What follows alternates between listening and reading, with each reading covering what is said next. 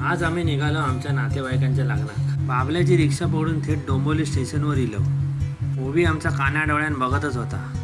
ममता काठपदराची साडी नेसून एकदम मुरडत चालत होता. माझ्या बायलेचं पास एसीचं असल्यामुळे आमका पण एसीची तिकीट काढूक लागली.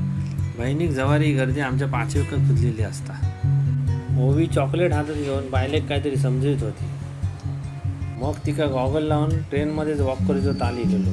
मग बाबा एकदाच्या आम्ही लग्नाच्या मांडवात पोचलो. डोक्यावर अक्षता पडतात पोर भिरभिरला आणि नवरी पुढे येली. माझ्या पोराने एका म्हाताऱ्याच्या डोक्यावर अक्षता टाकल्या. तो मागे वळून बघूक लागला. माझो मेवणं इकडे लग्नासाठी कोण पोरगी भेटता का ती बघत होतो.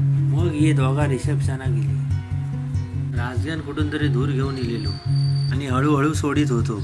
ही दोघं जण धूर उडवत चालत होती. औषध खाऊन आमचा पण लगीन झाला तेव्हा आमका पण असा धुरातून जाऊचा होता. आमच्या वाट्याक मामाचं धुरच भेटलो. फोटोग्राफर आपलो कॅमेरो पिळवटत होतो. पुऱ्या नवरीचं हात एकदम विनार असल्यासारखं वर केलं. मग तिका घेऊन गोल गोल फिरवू लागलो. आमचा होई सगळा टक लावून बघित होता. नक्की दूर कुठून नेलं याचा विचार करीत होता. चला भेटाया पुढच्या व्हिडिओ.